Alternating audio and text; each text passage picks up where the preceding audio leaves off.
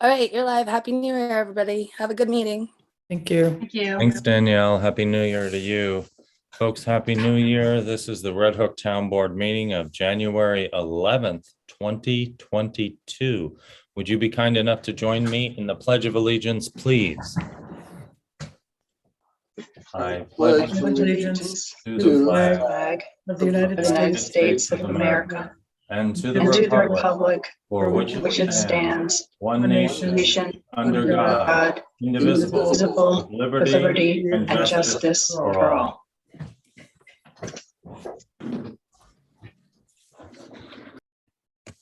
Very good. I hope everyone had a safe and healthy holiday. I know that it has been a difficult and stressful time for a lot of folks, figuring out how to gather safely with their loved ones.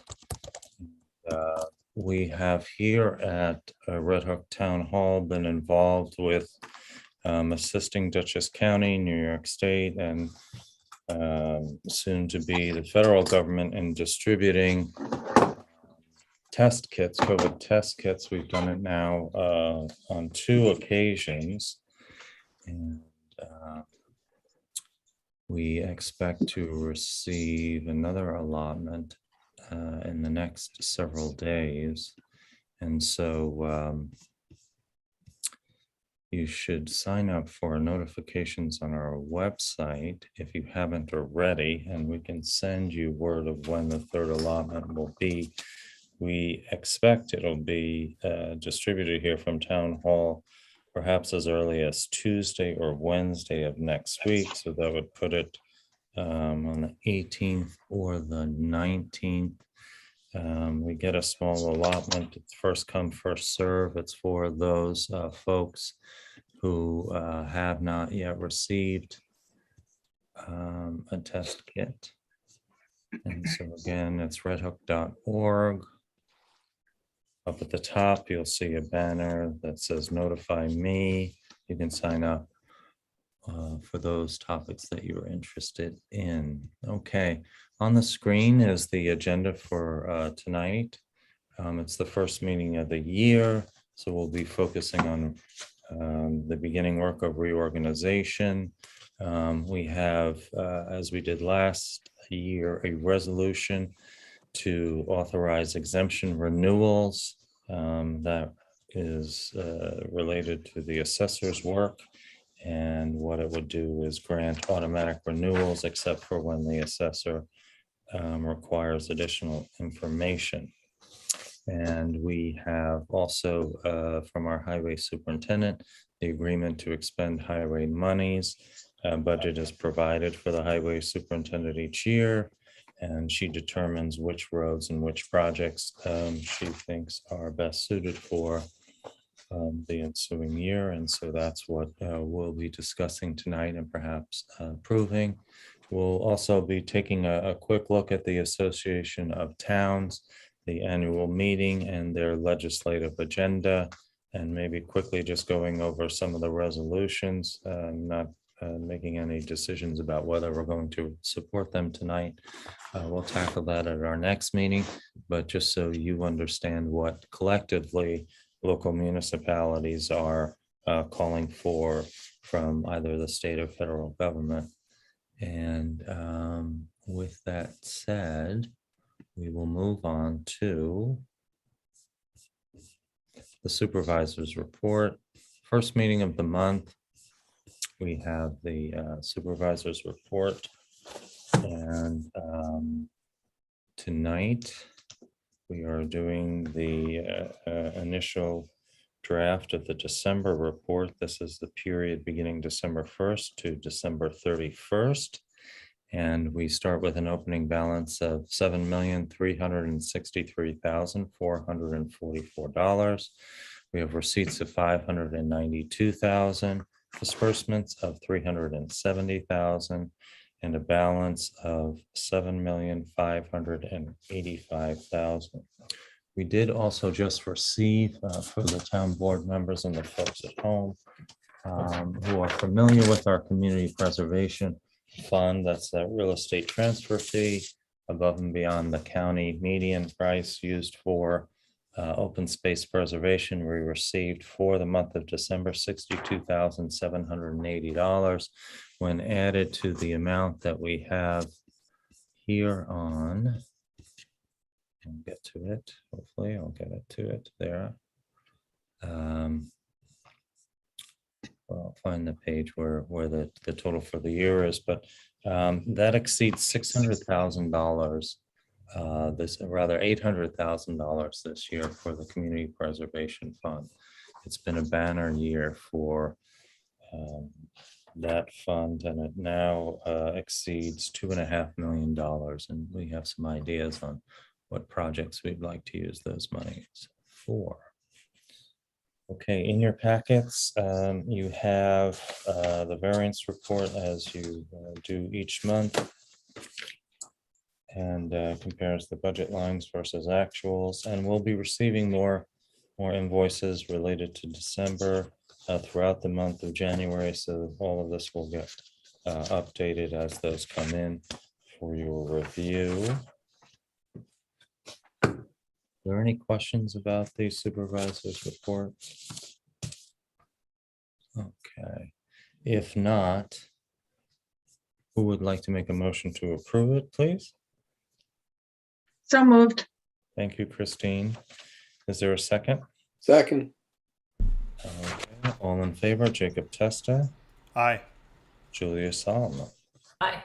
myself, aye. Thank you very much. We also have the town clerk's report. Deanna, would you be kind enough to read off the report for us, please?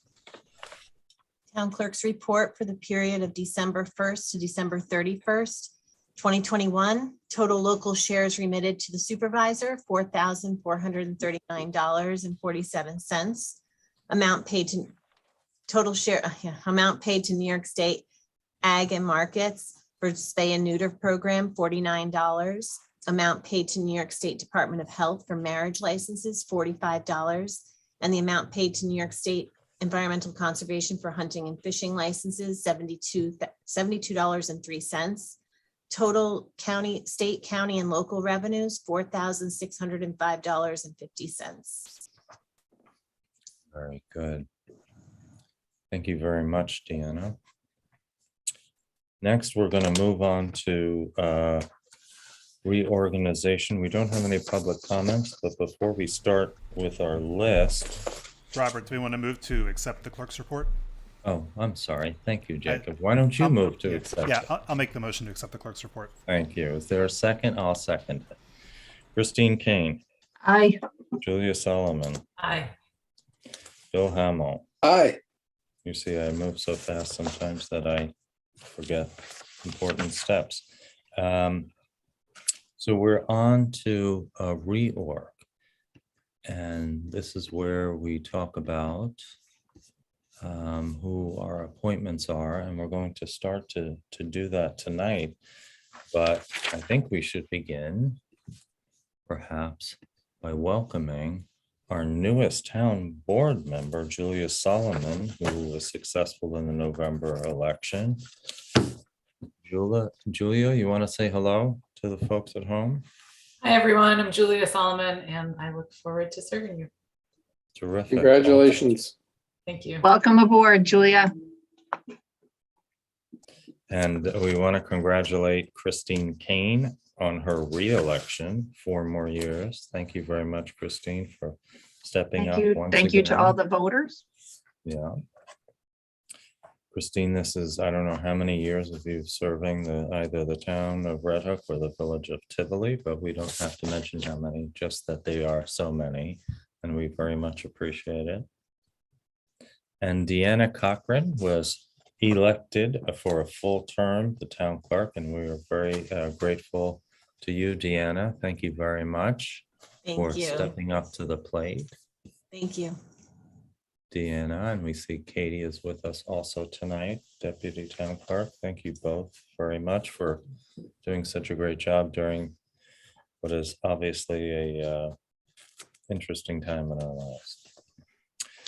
So with that said, let's begin. Tonight, we're going to get started with reorg. Let's see how far we get. And then we'll pick it up at our next meeting. You know, if we could at least identify, go through the various committees and departments and identify where we know we have vacancies, where we know we have reappointments. We'll do new appointments at our next meeting. And why don't we do that? We'll take up, we do have our reorg resolution. It's number 1 of 2022. And let's go over that if we could. The meeting dates have typically been the second Tuesday and the fourth Wednesday of each month. The town board members, are we still okay with that? Yes. Okay. Yes, All right, I am. good. And for the folks at home, we do sometimes, when the second Tuesday and the fourth Wednesday are only 8 days apart, we sometimes look to the fifth Wednesday, but we'll send you notice quite a bit in advance of that if we do reschedule them. And from time to time, we have special meetings because we have deadlines or we want to accomplish something that's time sensitive. In fact, we'll be discussing that tonight as well. The official newspaper for the town last year was the Poughkeepsie Journal, and that continues for 2022. The depositories where we keep the taxpayer monies while we are utilizing them, and that's M&T Bank, Bank of Greene County, Key Bank, petty cash is an allowance, and that's been established as 500. That still work, Deanna? We have Deanna on mute. Yes, it does. It works. Okay, terrific. Yes. The salaries of each one of the elected officials. The mileage reimbursement rate, this comes directly from the IRS, 58.5 cents per mile.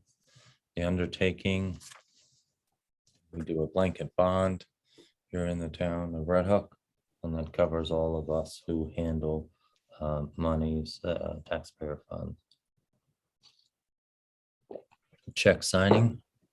Everyone is authorized. Everyone on the town board is authorized to sign checks. And for the folks at home, the way it works is we have internal controls where each one of the invoices are reviewed by town board members, 3 of them before payment is made. Annual financial report.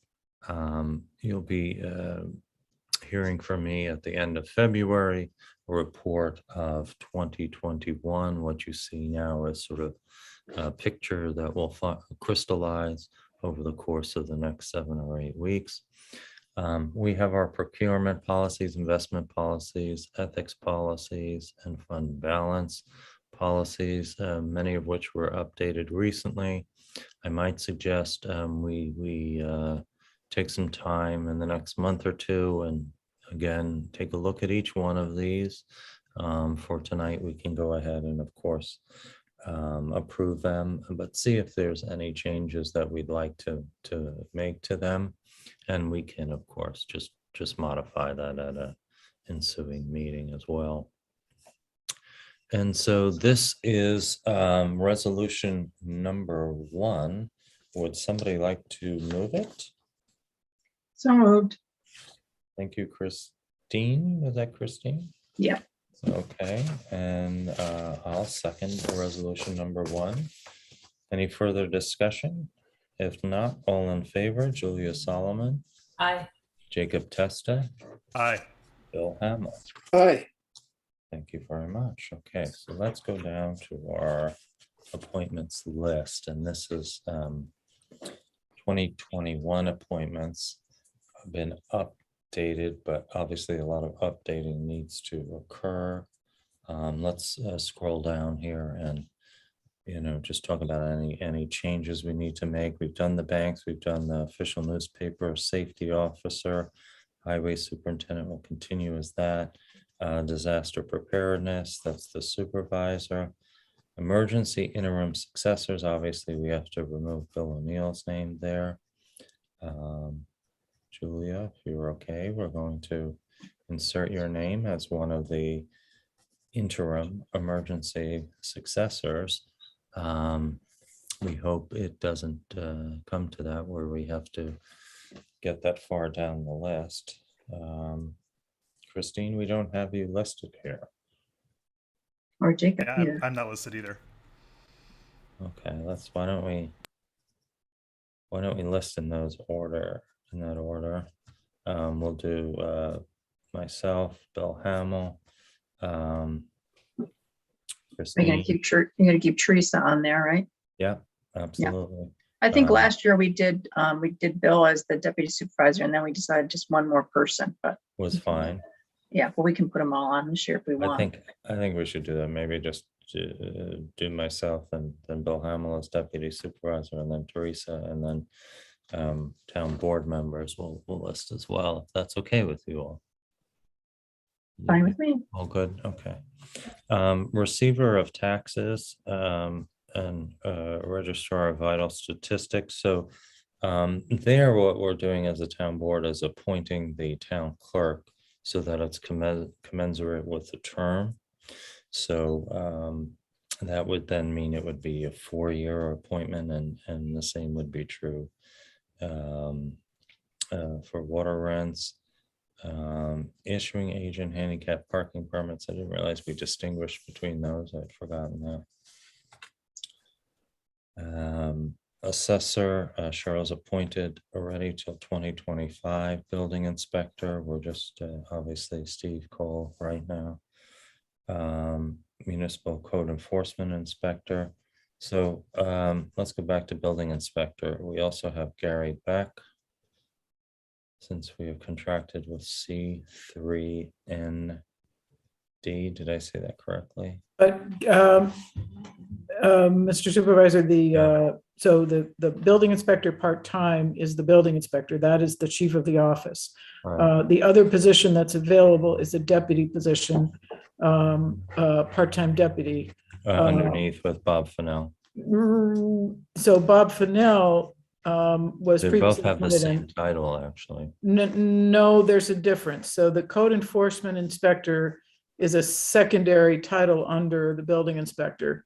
Right. In your code, the building inspector is defined as the chief of the building department, the building office, the code Right. enforcement official, as it were. And then there are deputies, one or more deputies who can work under them, Right. which could include Bob Fennell in the past. And then, whoever else, the additional people that you needed to staff that office. And Right. then in the past, you have identified Bob as the CEO, Right. right, zoning enforcement officer, and then you've also identified Steve as a deputy zoning Deputy. enforcement officer, so that he can assist with the enforcement matters as needed. Yeah. So it's important to identify those capacities, if that's what you intend to do. Okay, so we'll make those changes and we'll give to Deanna for updating on the list. Director of purchasing, there really isn't a director of purchasing now, so let's get rid of that line. Well, it's vacant, right? It's vacant, yeah. And we have to, the title has been removed, so I would suggest that we remove it from the reorg list and not just call it vacant right now. Because the position has been removed, not just the individual.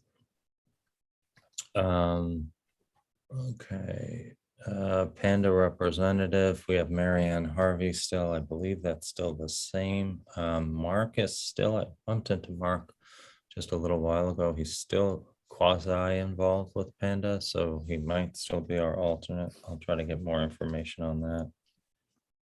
Buildings and grounds. Okay, it has both Teresa and myself there. That's fine. Justice Court clerks. That's fine. Attorneys for the town. We'd like to continue with Rodenhausen, Shaw, and Polidoro. And for our town engineers, we have Ty and Bond and Creighton Manning as we do in 2021. Supervisor appointments, deputy supervisor will now be Bill Hamill, which means Bill gets to stand outside in the freezing weather and hand out COVID test kits. Budget officers, myself. Secretary, that's vacant right now. Town historian, Emily Major, I'd like to continue with that. And there is no such thing as an assistant to the town historian, or a deputy anyway, but we can create a position called assistant, I guess. Claudine Close. Town clerk appointments, Deanna, any change to deputy town clerk, deputy registrar, deputy receiver of taxes? No, Katie. Very good. John Gardner is our deputy superintendent of highways. Other town employees, officers, highway secretary Lori Pierce continues, assistant budget officer Ann Conway, bookkeeper to supervisor Ann Conway, deputy assessor part-time Deanna Picciano, transfer station operator TJ Hackett, and the solid waste attendants Bill and Paul. Maintenance and groundskeepers, I think they are, I don't believe we have Connor anymore. Otherwise, I believe that list is correct. So we'll make that change. Recreation Park and Program Director, John Kuhn. Water meter readers, I believe that's correct, Anna. Yes, those are our three right now. Is Les doing meter reading still? Or is it just Diana? Diana? All right, well, we'll check on that. Consultants. Northern Dutchess Hospital physician, attorney for the planning board. Keenan Bean continues. Water district operator. Okay, so that's now been changed. There's been a merger, right? So that's C3 and D. Do I have that right, Chris Shaw? I think it was the other way around, right? But in any event, we just reappointed them in, Yeah. we just did the renewal in December, so they're all set. Computer software, software consulting associates. Planner, Green Plan. CPA, Lori Doty, Pollards. Isn't that professional consulting associates? Yeah, well, we have both. Or is that, That's the municipal folks. yeah, you have Municipal, right? Right. You have, That's, and then so PCA and software consulting associates. right, because you So have. let's add PCA to that. Police and court attendants. I'm not sure why there's a comma there. Village of Red Hook Police Department, Dutchess County Sheriff's deputies. Okay. And then, and just a note for the folks at home, because we will be talking about volunteering. One of the most important things you can do to assist your community is to volunteer. Volunteers are really the engine of this community. And one of the requirements that was made going back now 8 years was the town board at that time voted unanimously that any and all town committee appointees must be residents or at the very least property owners of the town of Red Hook, unless otherwise required by law or town code. We have passed some legislation to enable folks to work in our building department who don't live in this community. But other than that, when it comes to committees and board members, residency is a requirement, or at least ownership of property in the town. Okay, meetings, we discussed that as well. Department heads and committee chair minutes or reports monthly by noon on the Friday before the second board meeting of the month. Certainly, they do strive to do that. Annual committee and departmental reports shall be submitted by noon on the Friday before the second board meeting of February. And then the CAC has an annual report due on the 1st, as well as the rec commission. The chain of organizational responsibility as follows. We would then obviously want to swap out Bill O'Neill's name with Julia's. So let's make that change.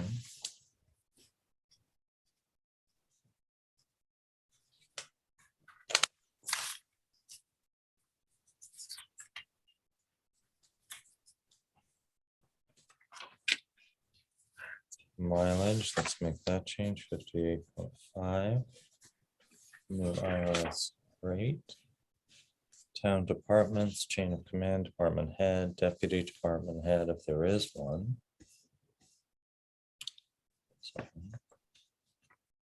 Supervisor and then town board liaison.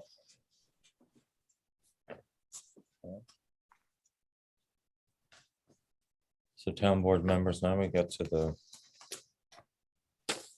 decisions we need to make on who wants to be a liaison to certain departments. Animal control, Bill Hamill, can we ask you to stick with that? Yes. Wonderful. I have assessor, attorney, Bard College, bookkeeper. And then we get back to you, Bill, with building inspector. I You think I okay got with that. You're okay? Okay. Now, Bill O'Neill did fire companies. Would anybody like to do that? I could do that, actually. I know them all quite well. Why don't I put my name down for that? Jacob, highway, good with that? Yep, good to keep doing that. Thanks, Jacob. Christine, purchasing. Yep. Okay. Now we go on to 3 positions or assignments that Bill O'Neill had that we need to reassign. Recycling. Who would like to be the liaison to recycling?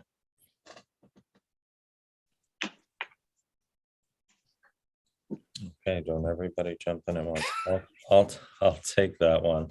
School district, Julia, what do you think? I can do that. That's good. I think you are, in fact, the only one at the moment who has children in the school district. Special projects intermunicipal task force. Well, that's on hiatus, but Didn't Bill O'Neill make the recommendation that they be basically decommissioned or stood down? I think it was something more along the lines of sabbatical. Okay. But Really, I thought it was decommissioned also. well, let's I talk took it to be about that. Yeah. Let's talk about that at another meeting, whether or not you want to, reconstitute that. But assuming we were to at some point, would it make sense for you, I Bill think that- Hamill, to be the liaison? Sure. I was gonna say I'd be happy to take that on if that makes sense. I think it's a committee that would be valuable to consider whether it would make sense to maybe reimagine what the charge is. Okay. I know it had been in place for a long time, but I'd be happy to do that unless Bill really wants to. Feel free, Jacob. I don't want to be the sole name there, but I would put my name as a second. I'd be interested in that conversation as well. Okay. Very good. And let's look at that again. Let's look at the resolution that established it and who the members were to be representatives of which boards and villages and so on and so forth. So that when you reimagine it, you at least know what it was previously. Liaison to the town clerk, I'll stick with that. that's okay with Deanna, we are feet apart. Village of Red Hook, well, that was Bill O'Neill. I can do that one if you'd like, as a village resident. Thank you, Julia. Okay. Village of Tivoli were Christine Kane and Bill Hamill. Shall we continue that or make some changes? What say you? I'm fine with it. Me too. Okay, good. All right, so we have our committees and boards.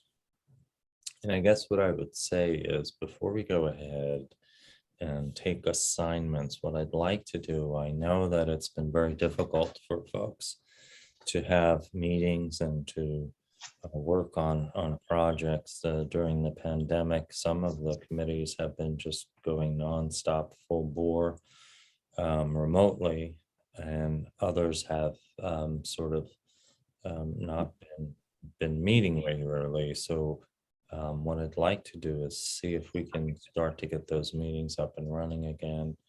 You know, we have a Zoom account that will accommodate lots of meetings. So with that said, who would like to replace Bill O'Neill as the liaison to the Agriculture and Open Space Advisory?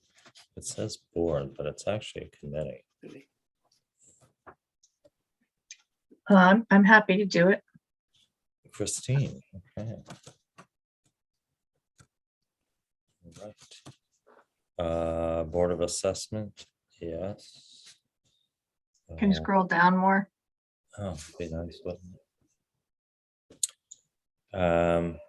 Board of Ethics, Jacob, you happy to stick with that? Yes. Very good. CPF, Christine. Sure. Communications, Jacob. Sure, I can stay on with that one. Complete Streets, that's one we have to get up and running. We got a grant extension on that work. CAC, well, there's a interesting one. What shall we do, folks, on that one? Julia, who comes to us from the CAC, and Jacob, who's the liaison. Yeah, so Julia, I don't know if you wanted to take this one over or if you wanted me to keep doing it. I'm happy to do it, but if you're interested, because I know you had more time on the committee. Yeah, so maybe put both of our names for now, if you're willing to do that, Robert, and we can sort it out kind of as we move forward. If it works for you, it works for me. I would also maybe be interested in staying abreast of what's going on with Complete Streets, since that I think has village implications as well. Oh, Julia, you may inherit that one. We're gonna put you next to my name. Okay, design review Hamlet. Design review Hamlet. I can do that since, From one bill to another? yeah, exactly. Okay. You're in the Hamlets a lot. Disaster preparedness, I'll stick with that. EDC, Jacob? Yep, I can stand with that. Okay. Energy, I'd really like to stick with that one if that's okay. We're at ethics. Did we do that? I thought we did ethics before. Ethics, Jacob? Yep, I can do that one. Okay.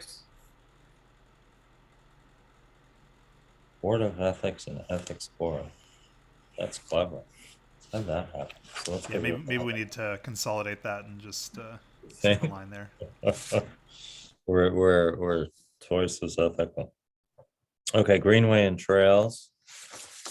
I'm happy to stay on there. Julia, is that anything you want to join on to or? No, not right now. I think I'm good. Okay. Okay. Okay. LWRP, well, so we've lost Bill O'Neill there. Yeah, Yeah. I'm still on it, so Okay. that's fine. Thank you, Christine. Planning Board, That's fine. okay. Recreation Commission. It's both myself and you, Christine. What do you think? Yeah, I'd like to stay on that one. You would? Okay. Good. Red Church Cemetery Committee. Not to be morose, who wants to be with the cemetery? Unless somebody else has a desire to do it, it sort of links in with I get it a lot through the rec commission reports anyway, so I'm happy to Okay. do that one. Interesting. Hey, Christine, do you want a Yeah. second for the planning board? Just a backup? Sure, if you want to, that's fine. Yeah, I mean, I was on the planning board for 3 years, so I have some familiarity with what they do. Yeah, we got it covered, Bill, you and me. You might have seen Christine there while you were at the planning board. Huh? Right. Super. Making quick work of it. St. Margaret's Committee. Are you about to say the same thing, Christine, since you get the reports, or no, you're not? I don't know. Yeah, I know. I can do that. Since there's a lot of work associated with the grants and stuff, I'm happy to do that. I don't know if the next one says that Robert McKeon is dormant or the Senior Services Committee is dormant, but why don't we just, I'll stick with that. It's another committee that we need to get up and running again. It was running in the beginning part of the pandemic, but not so much anymore. Sister Cities Working Group, another one of those committees not active right now, but I'm happy to be the liaison. Tree Preservation, Jacob. Yep, I'll keep that one. You want that one? Okay. All right, Bill Hamill, water. Nobody's gonna take water away from you, are they? You gotta keep drinking it. Right? Okay. Save some for the rest of us, Bill. Zoning Board of Appeals and Zoning Review Committee. So I'll take one of the two. really? Okay. I'll put in that I'm interested in zoning review. Well, I think that solves that, doesn't it? Bill Hamill for ZBA, right? Makes sense. Okay. Good.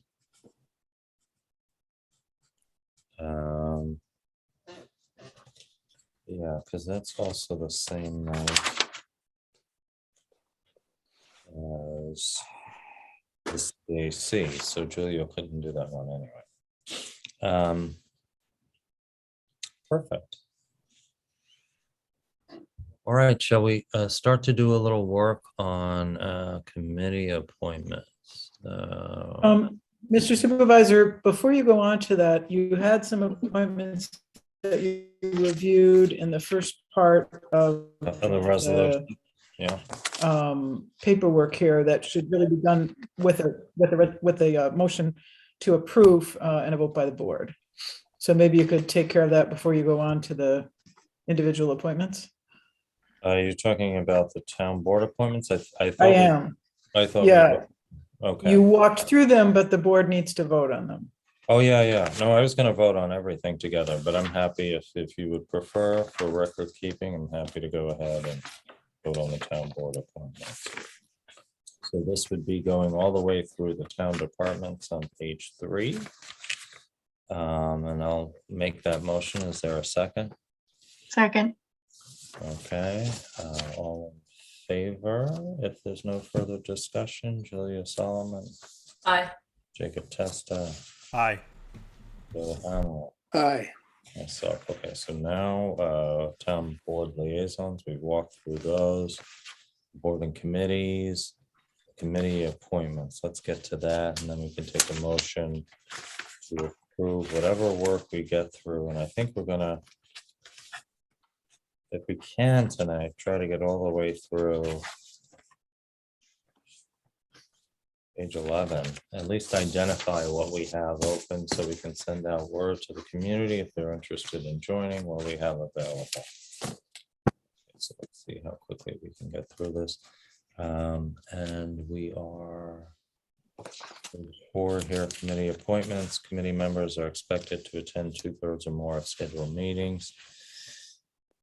Failure to do so, and this is language left over from another time, may result in removal from the committee.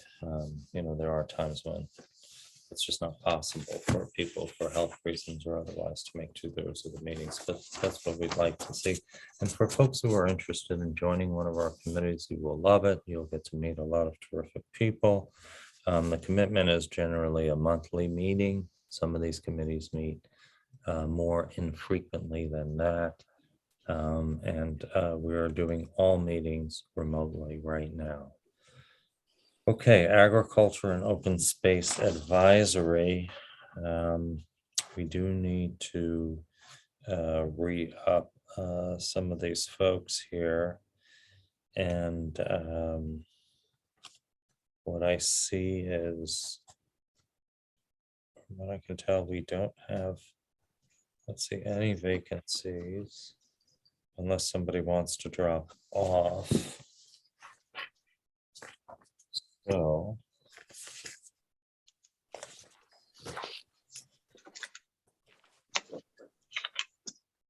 Well, you want me to reach out to Mary Ann and have her poll the Yeah. members? yeah, would you please? Mhm. Christine? Yep. We can get that. And then, they may want to establish a new chair.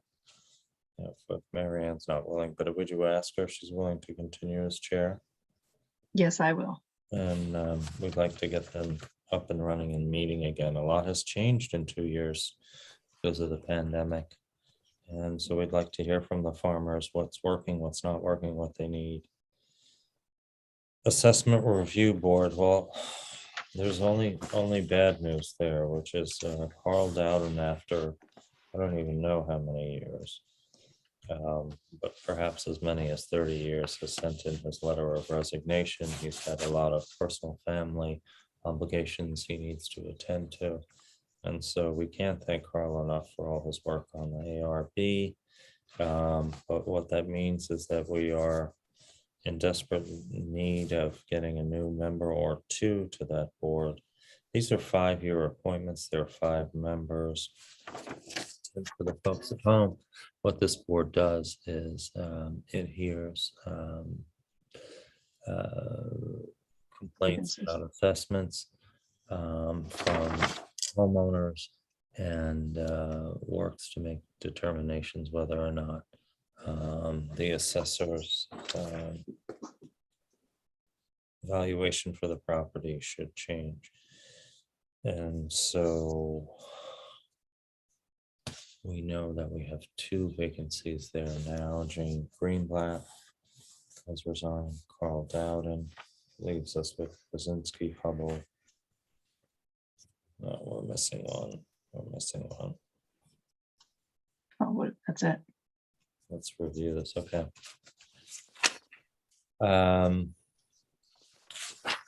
Next up, CPF. There again, do we want to check with Mary Ann and see who is interested in remaining? We have, I have to scroll down again.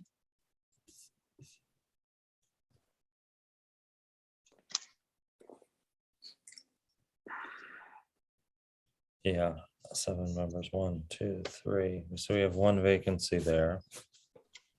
We can reach out. Oh, we had Marina on there for a while. Oops. Oh, that was on A. Okay. So CPF, you want to reach out on that one, Christine, Yep. as well? Okay, thanks. Communications. 1-year appointments. Somebody like to reach out to Sarah? Yeah, I can reach out to Sarah. I talked to her a little bit about this last year. Looks like we haven't done, the appointments in All right. recent time. It seemed like it was, it had kind of fallen off, but I can see maybe if, and I'm just looking at this list. I know senior services hasn't been active. Maybe wanted to recruit some extra people. I'm also wondering whether, I don't know if there's, I guess I just don't have a sense for whether 7 members is necessary for this committee or not. Whether it needs to be maybe right-sized a little bit, given that it looks like there's been at least 1 vacancy that's been open since 2017. Well, actually, Vicky sent in her letter of resignation quite a while ago, I think, right? At least on the senior services. let's check in with her to see if she wants to remain on communications or not. But yeah, I think that's a good point, Jacob. Does this committee really need to, at this point, when it was established and we were doing the website, so on and so forth?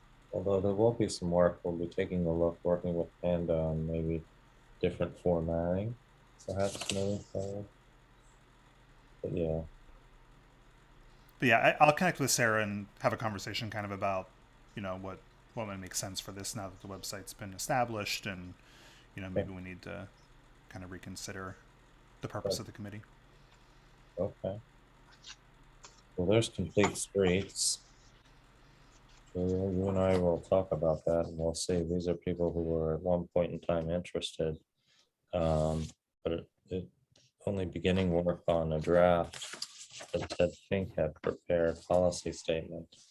But let's talk about that. Let's see if we can get that up and running again. CAC. Okay, so now 2 vacancies at least. And I know we received one set of materials. I don't know if that was sent to the board or only to the CAC.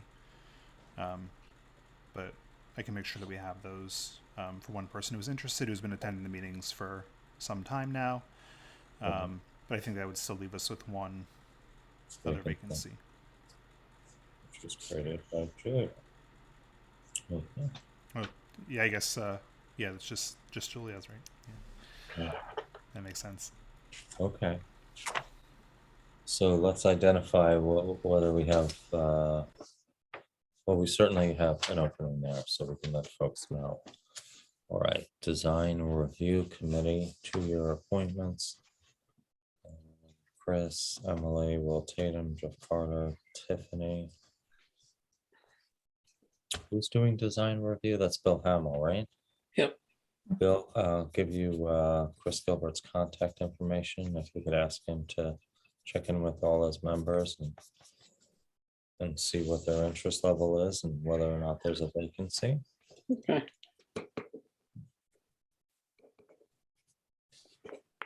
Disaster preparedness, I can check in with Haiping. I know some of the folks have, some of the names have changed. For example, Perry Shelton retired from the Red Hook School District, so I know there's going to be some updating. And we'll see who the fire companies want to assign. So I can take care of that one. EDC. Jacob on EDC.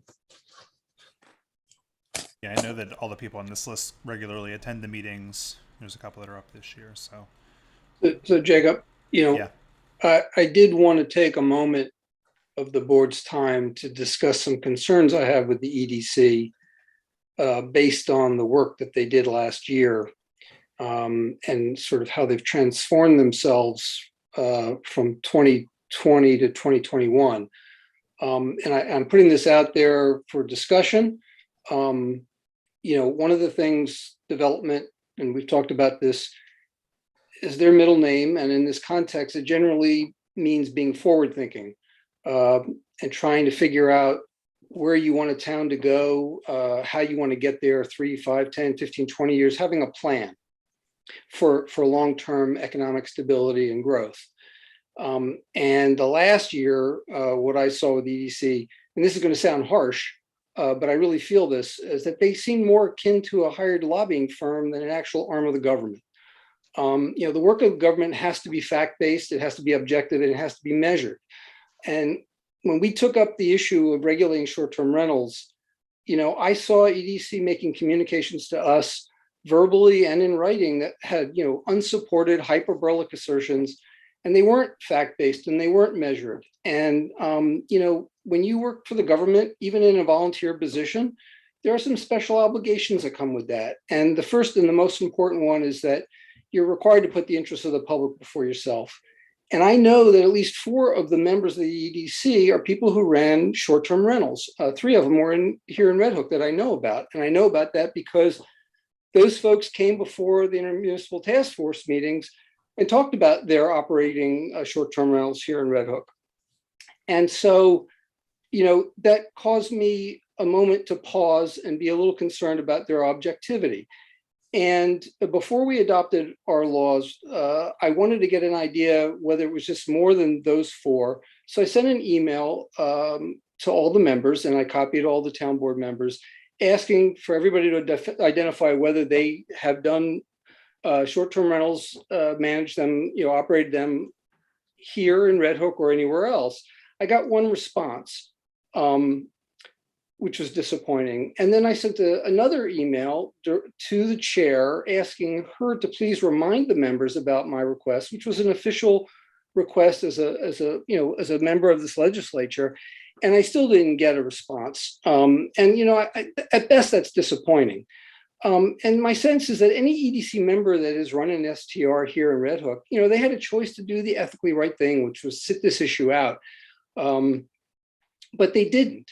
And, and this isn't me raising a new issue. I raised this issue a year ago when we appointed one of the members in our early February 2021 meeting about a person who actively and still does actively run an STR here in Red Hook and also operates an online news blog that has been reporting extensively on the issue. And I said back then that I thought that person really needed to recuse themselves from participating in these matters as it relates to the development of STR regulations, due to the obvious, immediate, and ongoing financial conflict of interest it presented. And that didn't happen. And I don't know how anybody who could run an STR in town here could be objective about this. But more importantly to me was, and this is what concerns me, is, how and why did they let that happen at the EDC? They had choices to make. They could have parsed this out in a way that was, at least the optics of it could have been better. And so it raised three questions that I want to raise to the board to think about. One is the town's ethic law in our code, is it adequate to address these kinds of conflicts of interest? And I'll ask council to weigh in. I've reread it 3 or 4 times. And it seems to me that the only people that are really beholden to the ethics law are people who have to file an oath of office. Those are people on the planning board, zoning board of appeals, the assessment review board, and such, the ethics board. There's very few. All the other positions, that ethics law in the town code appears to be more like guidance. And it doesn't really have, there's no consequences or accountability for violating it. And I want to put that out to the town board, whether we need to look at that and whether we need to make some adjustments to our ethics law to make sure that we can deal with those things. The second issue I wanted to raise is that, is the EDC properly charged with a well-defined mission and focused objectives and goals? In my 2 years here on the board, I haven't, it's easy when you're on the planning board because applications come before you and you have to deal with them. This is a more long-term kind of issue where you're trying to solve problems and come up with solutions. And I'm not so sure that we, the town board, have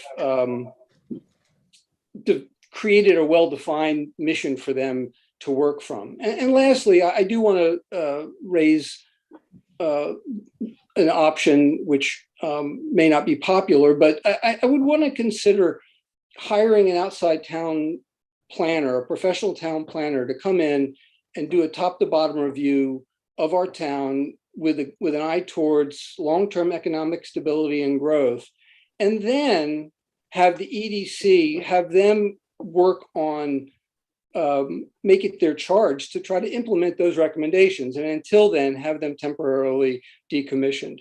I know I'm just one voice on this board, and I know you guys can all vote me down. But I think everybody who's witnessed what happened this past year, just read the letters that they've sent us.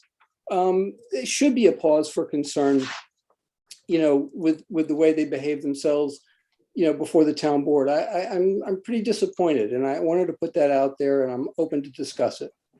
Thank you. Thanks, Bill. Well,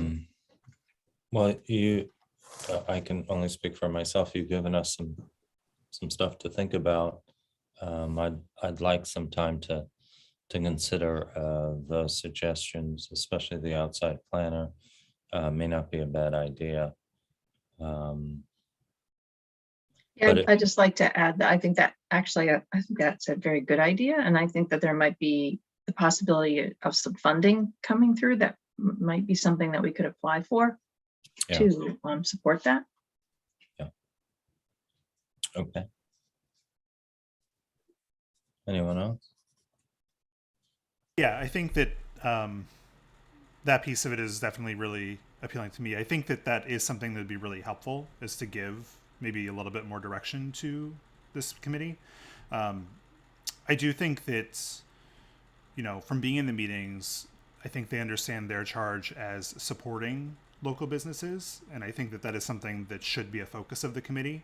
But I also think that what Bill was talking about previously, like just now about, being forward thinking and thinking about, planning for the future is really important. And I think that's something where having a planner would be a really valuable resource. I think for the town more generally, but also for this committee to have something to work on, because I think there is a lot of energy. I think there's something that, the people that are involved in this committee meet every week and talk about things that are happening in the community, think about things they think will help the community.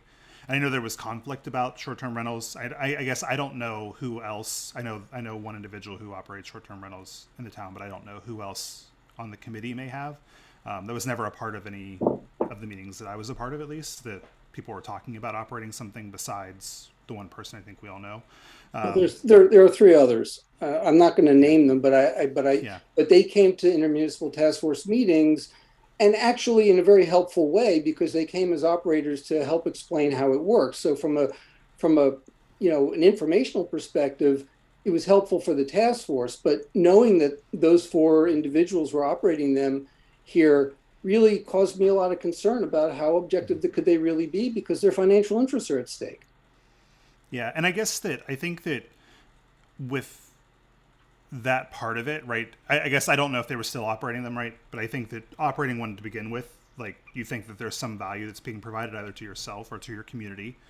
And I think that this is something that there was a lot of conflict between that committee and, the intermunicipal task force and I think people on the board. And I'm hopeful that now that that matter has been resolved, that, we've passed a law that, sort of that tension will be relieved a little bit. And like I said, I think that your idea of having, something to give to the board or give to the committee to focus on would be really helpful. I think in the interim, there are other things that the committee has, worked on in terms of, communicating with businesses and getting, messages about, different opportunities for grants and things like that. I think can still be really valuable. So I'd kind of be opposed to, decommissioning it or something like that. I think that, I think we can give them the direction without, necessarily putting on a full pause until that happens, because I think they can still continue working on things. But if there are specific things that you think would be good to communicate to this committee, things that you'd like them to be working on, Bill, I'd be happy to communicate that. Or if you'd like to, attend some meetings, they actually happen on Wednesdays at 8:30. So I don't know what your schedule looks like, but they happen over Zoom. So I can make sure you have that link if you'd like to, provide some of the feedback directly, or, share other ideas for things they could be working on. Or if you want to just communicate that to me, that's fine too. I can pass that along. But yeah, I do think that with this one in particular, because part of, being on this committee, I think, for a lot of the people on the committee, it's about the things that they do in the community to support economic development or to participate in the economy. So there's always going to be some things that definitely have some overlap with a personal interest and the interest of the town. I think that everybody who operates a business in the town thinks that their business is important to the town, even if it's, important to them as well. So I think that's something that is probably true for a lot of committees that we have as well, that a lot of people, utilize something or engage in something or have some specific knowledge because they work on something. And, your point about the ethics code, kind of opting or, not including those people in terms of the ethics obligations, I think is something we should consider. And maybe, we need to think about the way that language is written. Cause I agree. I think there are certain things where if you have like a serious financial interest and you're advocating on behalf of something using the authority or the name of a committee, that's something that, you know, should be avoided, should be forbidden. But like you said, I don't think that the ethics code currently does that. So I No, do it think it's a doesn't. good thing to revisit. So that's something that, you know, like you said, I think that I agree with you on a lot of what you said, but I think there are some other things that, you know, I wouldn't necessarily, you know, do at this time at least. And just on the ethics code, you know, my view about that is it has applicability across the board. So if someone's on the CAC and they are a major shareholder in a company that does some kind of new technology for recycling, and then they come and pitch that to the town, clearly that's a financial conflict of interest. And, you know, I worked for the federal government for 25 years, and even volunteer employees for the feds, they're called as special government employees, they're bound by the same ethics laws that all federal employees are. And the punishments are rather harsh. And they do that so that the confidence of the people is in the people that are serving them. So you know, I don't know if it's an oversight or whether it was by design, but I do think based on what happened in this instance, I think we should be looking at that again and saying, are there some things that we can do to try to prevent that? Because it doesn't look good for the town. That's all I'll say. Yeah, and that's something that, you know, I tried to impress upon the members of the committee as well, as to, you know, if they had a real opposition, like to speak as a private citizen. That's Like, right. That's something that, you know, we're not taking away from anybody. You can serve on something and disagree with the town and what actions Right. the board is taking or a committee is taking and express that. I tried to impress that upon people. And I think that some of that did get taken as a message, you know, later in the year last year. There was something that, you know, I did communicate some of the frustration we've talked about previously in terms of like the way that the committee was acting. So my impression of the way that the board has been acting, or the committee, sorry, I keep mixing up, the way the committee has been acting since that has been to focus more on being productive, and has been more, if people have specific things that they're concerned about, to speak as private citizens. I've definitely seen that in the minutes for things, you know, the latter part of the year. So I think that's a part of why I'm, you know, optimistic that, you know, there can be some more productive work happening, and, you know, I think avoiding some of the things that you're concerned about, that that I wouldn't take the drastic step of kind of, you know, decommissioning the committee in that time. That's kind of my read on it. Is I think that people No, I want appreciate to do things that. that are for the community. It's not. I don't think that it is. You know, I don't think every issue is going to feel the same way that one felt.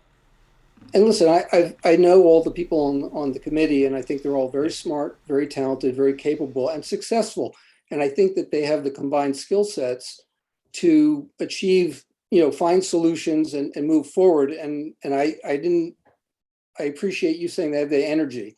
So I'd hate to see that get squandered and lost when we have, you know, a vital group. But I would really like to see it channeled in a direction that is more focused towards what the town board is looking for, you know, rather than them themselves. Thank you. Yeah, I think we could also take a look at, you know, whether we should just have the code of ethics apply to all volunteer positions within the town, or whether we want to continue to limit it to only certain sort of policy-making boards. I don't see any reason why it couldn't be expanded to everybody, because I would hope that everybody's intent in volunteering on a committee, whatever subject it might be, is to you know, have the best results for the whole town, whatever the goal of, you know, implementing the goal of that committee.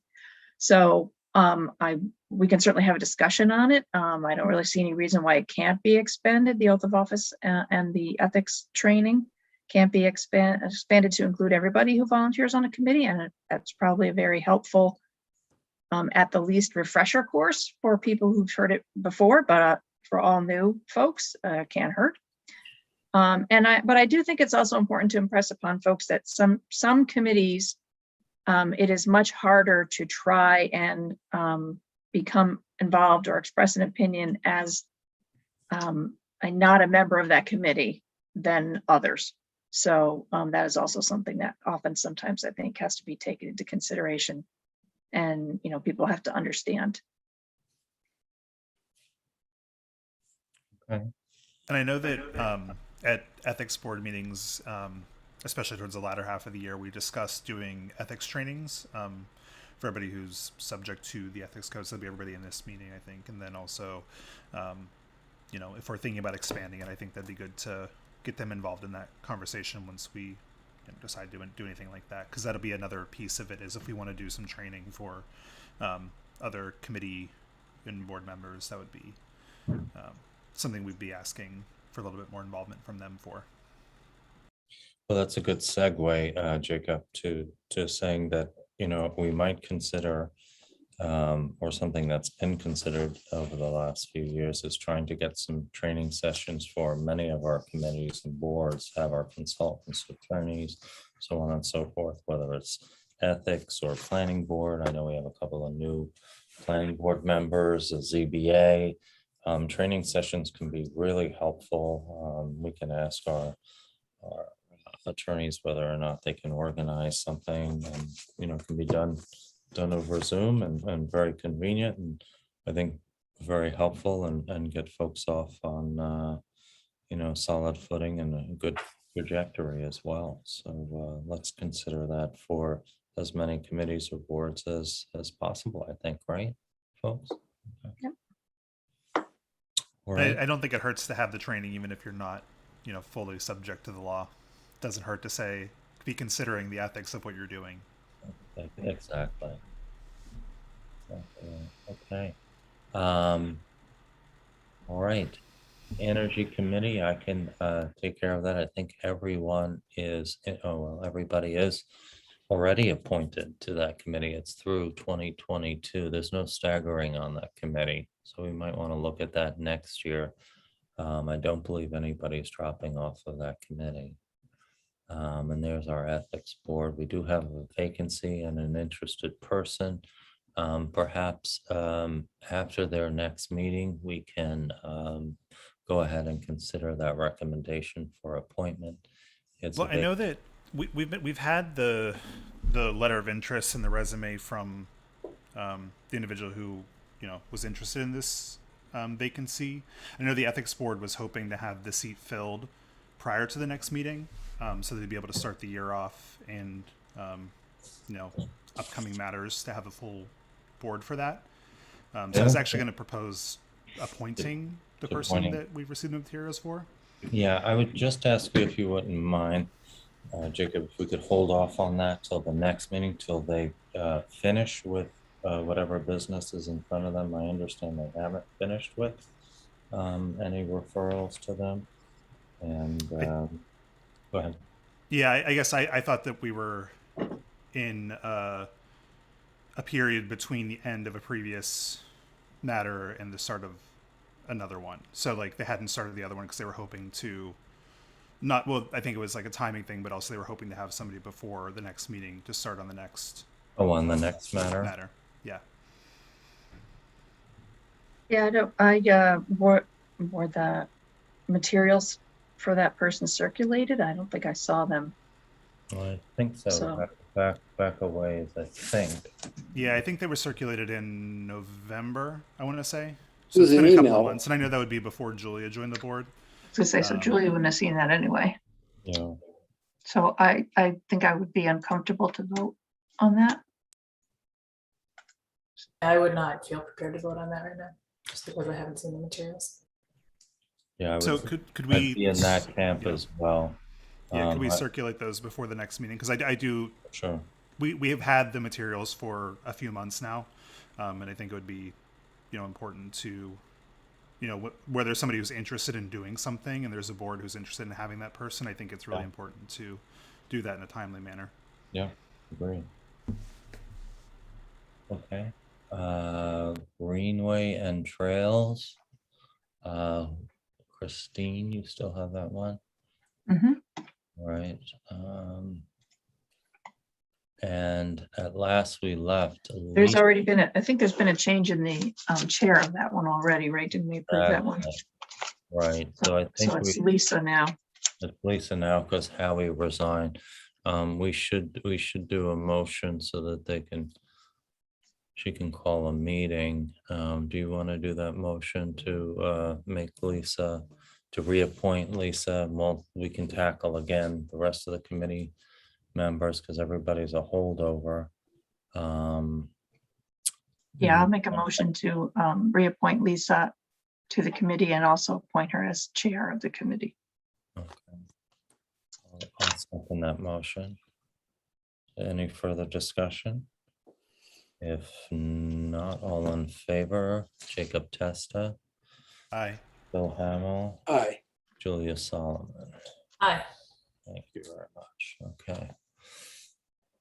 And then Christine, if you could reach out to Lisa and have her Yep. check with the other members. Yeah, Okay, and then task force, we're gonna hold off on doing anything there, but Bill, if you want to give it some, or Jacob, if you want to give it some thought rather, or maybe the two of you think about it. One is a former member and one is the new liaison. And come back to the board and let us know what you think. LWRP, you all are in the midst of that. Bill O'Neill will have to be removed. Since he, actually, we've checked with the Department of State and he can stay on as a legal advisor, sort of. So he can stay on the committee and he said he would stay if we want him to. But he's not a resident of the town. yeah, he's not a resident, so you can certainly have him, you know, there's no, again, for the folks at home, there's nothing prohibiting anybody from attending Right, their own public meetings. So if Bill would like to attend or be a consultant, Right. that's fine, but he cannot be a committee member because he does not fulfill those requirements. Now, if you Right. want to change that requirement, of course, we can do that, but it has to be true for everyone, not just for our beloved Okay. Bill. Okay, yep. And if anybody, we can have more people than that. If anybody else is interested in joining, we're going into the next section. So it's a good place for somebody to come on board if they want to. okay, very good. Planning board. So we have a letter of interest there as well. For the planning board, we have 2 vacancies. Actually, I have someone else who's interested too, so he's giving us some information on that. Great, okay. Very good. So we'll hear more from both you and the chair when the chair has had a chance to interview that person. Mhm. Okay. Rec commission.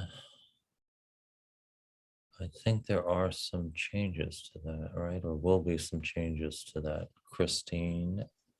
Yep. But we can get together with Doug and go over that. Okay, Red Church Cemetery Committee. All right. We'll have to obviously appoint a new chair, so let me work with John and see what we can come up with there on Red Church. St. Margaret's. St. Margaret's.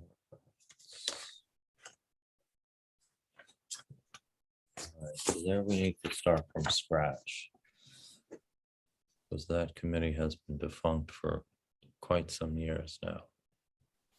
Senior services, so I will reach out. Oh boy, yeah. This is not, oh, it is up to date, yeah, it has Johanna on there. Okay, 10 members plus municipal representation, 2-year appointment. Okay, so I'm gonna tackle that one as well. Come back to it at our next meeting, see where we stand with that. Sister cities, that's been defunct. In fact, Jeff Levine has moved from the area. So is Erica. I think we should remove this committee for right now. We could always reconstitute it. It's been defunct for several years. Mhm. Why don't we go ahead and do that? And if we reconstitute it, we do. Let's make that change, Deanna, if we could. Tree Preservation Committee. Members, very active committee. Do we want to check and see if there are any changes, proposed changes there? Yeah, I can check. It's my sense that everybody will want to continue. Yeah. I imagine so, Jacob, thanks. Water Board. We have one vacancy there. At least one vacancy, Do you want me to check with Hank? please. Yeah.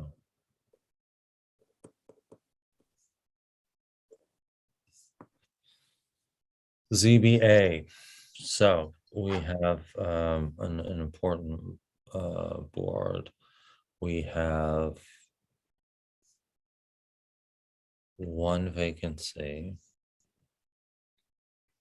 and two alternate vacancies.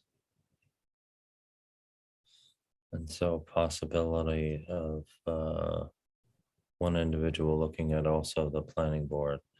So we'll take ZBA, but we can reach out to folks and see if there's other members of the community interested in serving on the zoning board of appeals. And for the folks at home, the ZBA hears requests for relief from the zoning. And, so we will take that up at our next Robert, meeting as well. Yeah. did you check with Kate? Because if her appointment expired at the end of the year, did you speak with her about Yeah, wanting to continue on? she's gonna remain. So why don't we do a motion to reappoint Kate Karakasis as the chair. It is a 5-year appointment as a member, but the chairpersonship is only an annual appointment. And so I'll make a motion to reappoint her for a term ending in 2026. Is there a second to that? Second, Thank you, Christine. Any further discussion? If not, all in favor? Jacob Testa, Aye. Bill Hamel, Aye. Julia Solomon. Aye. And now a second motion to reappoint Kate as the chairperson of the Zoning Board of Appeals. So moved. Second.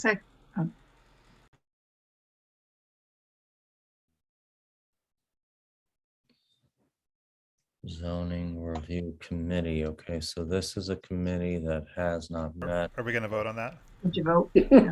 Vote all in favor? Aye. Aye. That's Christine Kane, Julia Solomon. Aye. You can tell I'm moving along. Okay. Zoning Review Committee, a committee that needs to get back up and running. You see that this was established as particular ZBA representation, ZEO, CAC, Ag and Open Space, CDC, much like the ITF designated representation. So Julia, would you get with Susan Simon, please? I can give you contact information and let her know that we want to reach out to the members and make sure they're still interested in serving. Sure. Okay. Oh. And we'll make the change on the liaison. Okay. Very good. Well, I think we got through, and now we can amend our list and we'll send out word on where the vacancies lie and solicit folks in the community, see if they're interested in joining one of these committees, and then put them in touch with the chairs of the various committees and boards and see if they think it's a good fit. All right. The second item on the agenda tonight is a resolution to authorize exemption renewals. And Chris Shaw, just to make sure you're still paying attention to the meeting, could I ask you to give the town board members the 60-second version of why we're doing this again this year? So last year during COVID, the beginning part of that, it was decided that at a state level that they wanted to streamline the ability to qualify for exemptions for those who had received the exemptions in a prior year, would limit the number of people who needed to come into town halls and just make things easier in general. So there was an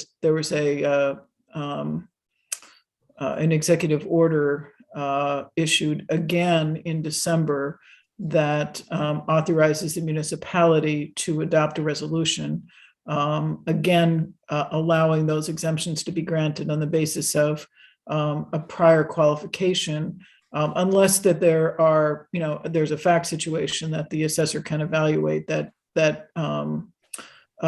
causes her to believe that they need to refile, such as, she's had a sale come through for the property or something like that, right? She gets those reports on a regular basis.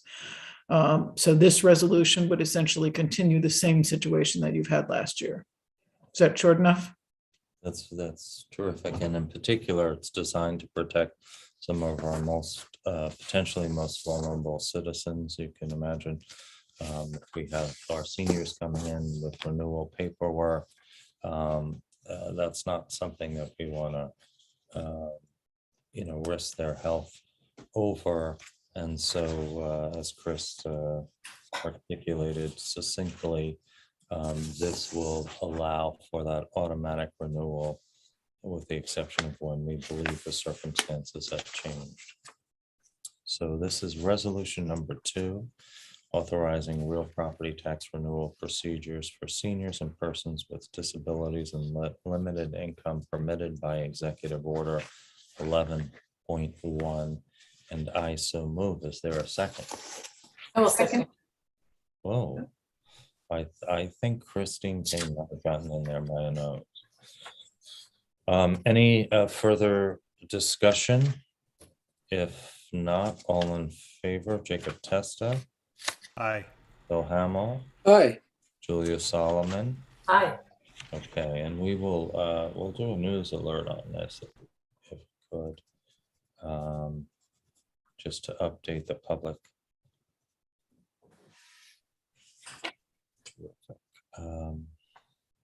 All right, next up on the agenda, we have our annual agreement to expend highway monies. This is agenda item number 3.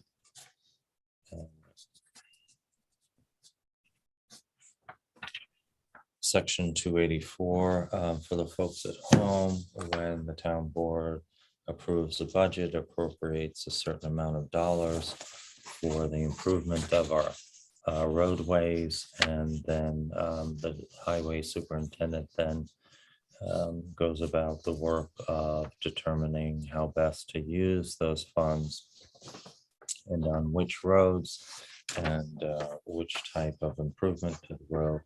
And so we have, for the folks at home, just so you know, the highway superintendent is proposing to do some improvements on Aspenwall Road, North Drive, leading to Trowel Boulevard, Manor Road, approximately about a mile, with an estimate of $180,000. That's asphalt, varying width between 20 and 22 feet, 2.5 inches of thickness. There is also a proposal to do a chip seal, which is a process that lengthens the life of the roadways, and that is on Hateman Hill Road out east, leading to Route 199, approximately 2.25 miles long, and that is 1/4 inch thick. And then on Kelly Road, leading to 9G and Wellsback Kelly Road, to also do chip seal. And the expenditures for both of those roadways add up to an additional $70,000 in total. And so these funds compare and fit into our budget for 2022.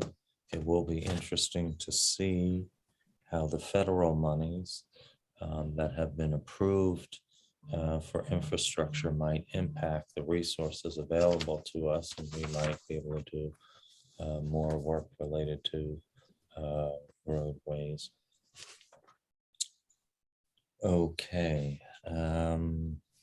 Any questions about this, folks?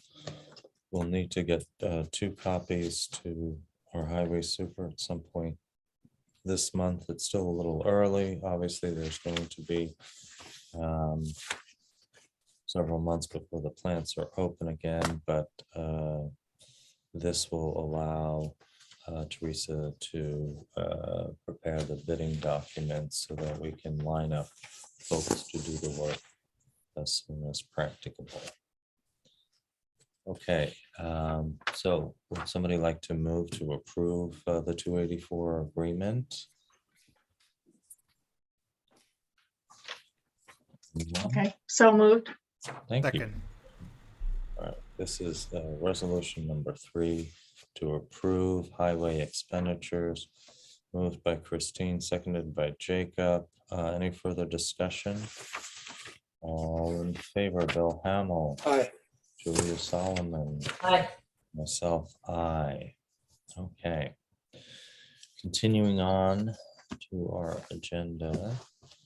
We are now at the part where we're talking about our annual meeting of the Association of Towns. For the folks at home, your elected representatives have continuing education, much like you probably do in your professions. And so one of those is the annual meeting of the Association of Towns, where just about every township comes together, typically in New York City.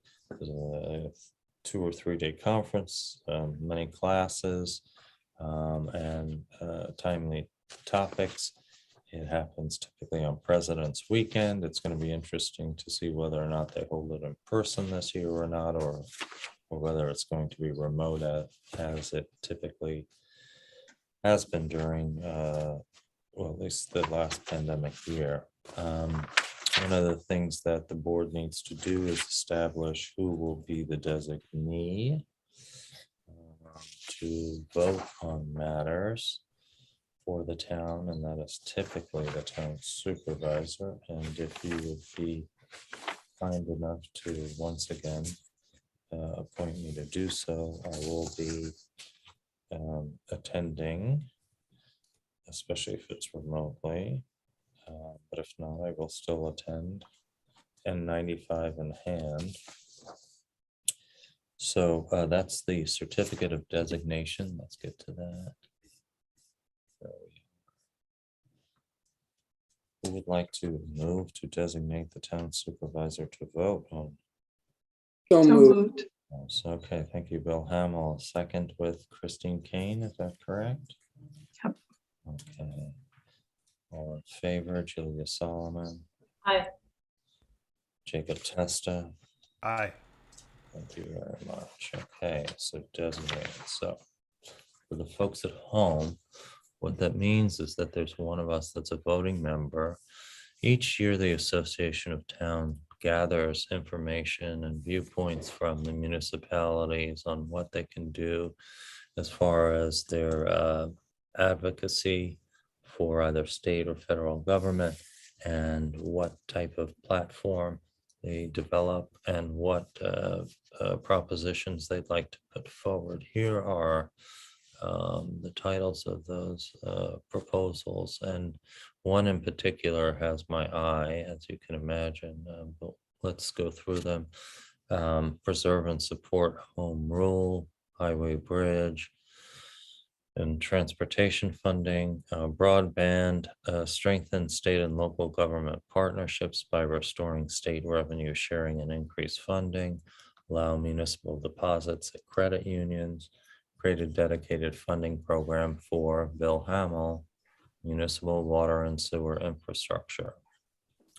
Number 7, provide all towns with the authority to set speed limits on local roads. So if you recall, there was a lot of discussion on changing speed limits in College Park, for example. And we worked with DOT, and DOT said, well, these are small roads and we're not inclined to decrease the speed limits. They're small tangents. We don't believe that people can really get up to a very high speed on these small roadways.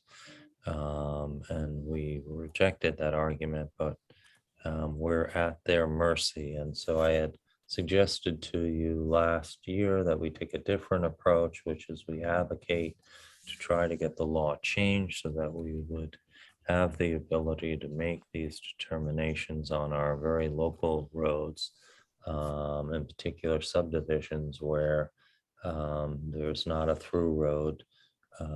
It wouldn't affect commerce, for example. So I was very pleased to see that, you know, enough municipalities spoke up on the issue, and there was advocacy from me on Dutchess County townships, and Ulster County was very vocal, and other municipalities. This is a common problem where local municipalities can't make these educated decisions for their residents. And we're at the mercy of the state. Number 8, reform inequities in the real property tax cap formula. That has not been an issue for us because we haven't raised taxes at all, the tax rate in the last 6 years, but for other municipalities, that is an issue. And amend the open meetings law to permanently allow for remote meetings. So we're doing a remote meeting now. And that authority has been here for some time, but prior to the pandemic, you had to list all the locations of the people that were meeting remotely and make those locations available to the public. And of course, that doesn't quite make sense. If you have, for example, 3 town board members meeting at town hall, but one isn't feeling, up to speed, a 4th member not feeling well and wants to stay home but participate remotely, they would then need to have their location open to the public if the public wanted to go to that location. Of course, that sort of defies common sense. As long as the public has an opportunity to attend the usual location for public input, we would imagine that remote meetings should continue and can increase participation, as some of you have mentioned at our last meetings. That said, I understand Panda may have had some technical difficulty with their live stream again this evening. They're working on that, but people can of course join the Zoom for tonight's meeting and for future meetings. Okay, so let's look at these resolutions. I'm not going to ask you to, sorry, I'm just getting a message here from Panda, and Panda says no, that their live stream is still working, so, or has been working tonight. Well, we'll have to verify that. All right, resolution number 1, preserve and support home rule. This is sort of a generic resolution here, talking about the town's ability to make its own decisions. Resolution number 2, again, supporting additional or increased funding for highway, bridge, and transportation funding. I'm talking about the level of responsibility. 85% of New York's roads and bridges are local roads and bridges. That may not be the case for us here in the town and villages of Red Hook, because we do have quite a few state highways and and county roads, but suffice it to say, we're talking about additional funding, and they recount the recent increases in the CHIPS money and the other programs, EWR, and capital plan funding 5 years out for the folks at home. When the state makes decisions about where it's going to expend its funds, it develops a 5-year plan, and so you can see whether or not something is going to take place in your community. And if it's not on that list, you've got quite a few years before the state will provide some funding. We asked them about, for example, Route 9G in Kelly, and whether or not they would be able to help us with that intersection and make it possible that not only automobiles, but bikers and pedestrians someday could cross. And they said, you might be looking at 10 years if you were asking for state funding. So just to give you some idea how long it can take to get on the state's list. Okay, we're talking about broadband, and that's something, as you know, I've been working with Spectrum. They are closing some of the voids in our community, and we still have a few more to go, but let's hope we can finish that off in the next couple of years. Revenue sharing, and this relates to the AIM program, the aid and incentives to municipalities, which has basically been the same for I don't know how many years now. And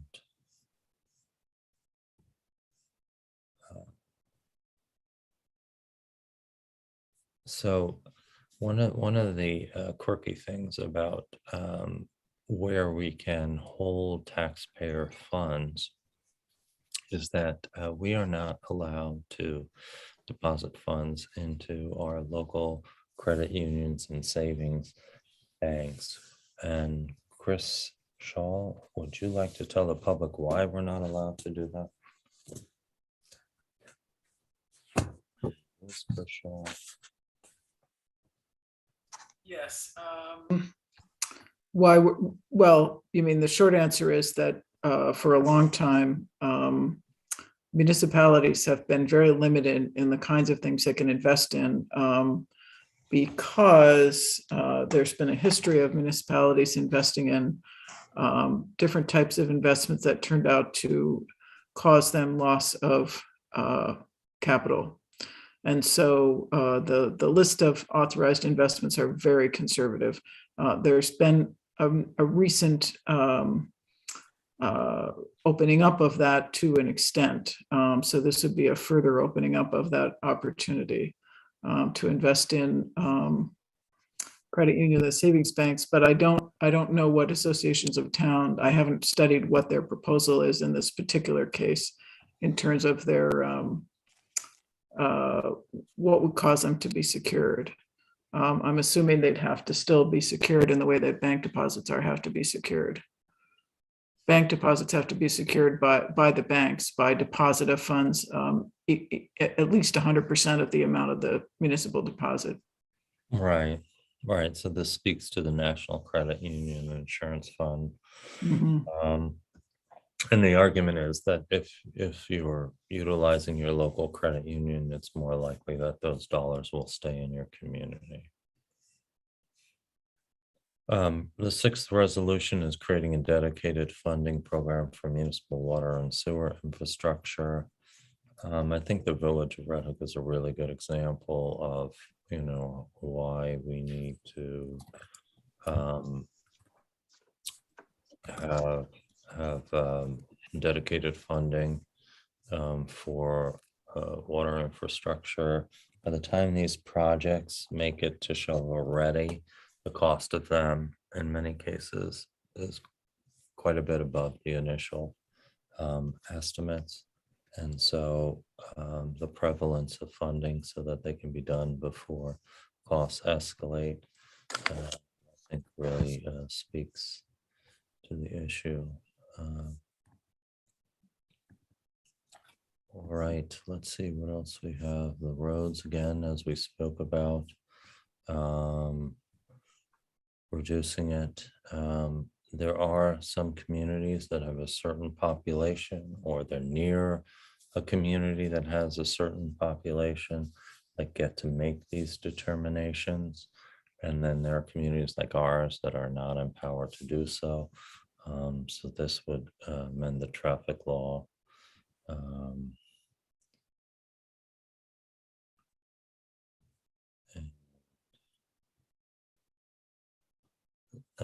One of the other things is that speaks to the lowest level, 25 miles an hour. Right now, the threshold is a population of 50,000. Modifying the tax cap, I won't go into the specifics of it, but it's how the calculations can be amended to allow for certain special circumstances, tax exempt properties, pilots, so on and so forth.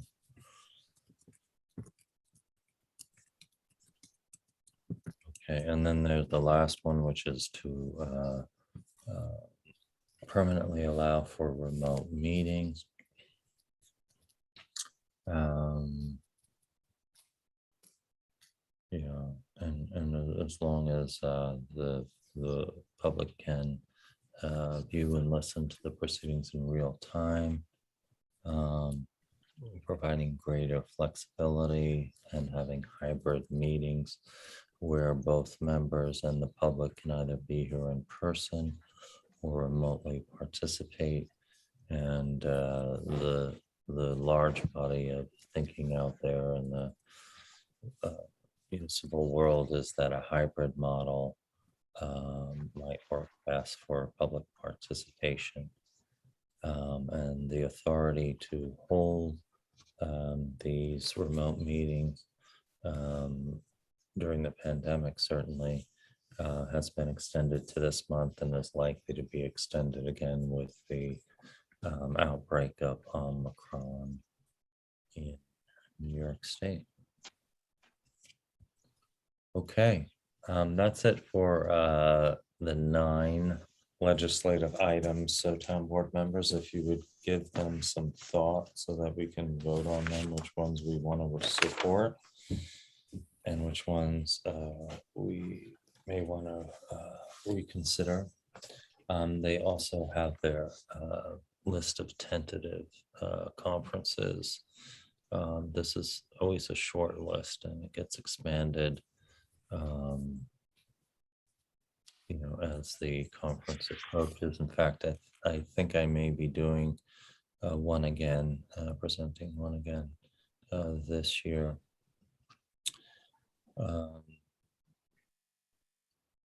Okay. That's all I have on that. Any questions about AOT matters? Okay, if not, the last item we have is just a bit of correspondence. We received a letter, something we knew about already, is that the town of Rhinebeck is going to be exiting our shared service with a mini excavator because they've decided to use some grant funds to purchase their own mini excavator. And so the 3 highway superintendents will then have to figure out what to do about sharing the equipment and the costs, the maintenance costs. It's already paid for, the piece of equipment that was paid for by a grant. But just to know that we'll have, hopefully, depending upon the resolution, we'll have greater opportunity to take advantage of that mini excavator. And so there's correspondence that was sent to us. Okay, very good. That is all I have for this evening. And one other matter, we did receive more correspondence from the highway super just today on the plow truck And so I would say just stay tuned if all the ducks can be lined up in the next few days, so to speak. We may need to call a very brief special meeting to authorize the purchase of the truck that's been identified as being on the lot and may be suitable for our needs. So town board members, just stay tuned. We might have to have a very quick approval meeting next week, maybe midweek or so, if we can get all the information we need. Okay, that said, anybody have anything else? Okay, so before we entertain a motion to close tonight's meeting, I'd like to once again remind folks that we'll be continuing distribution of COVID test kits. As soon as the kits come to us, we'll identify another day to distribute them here at Town Hall and at the Red Hook Public Library.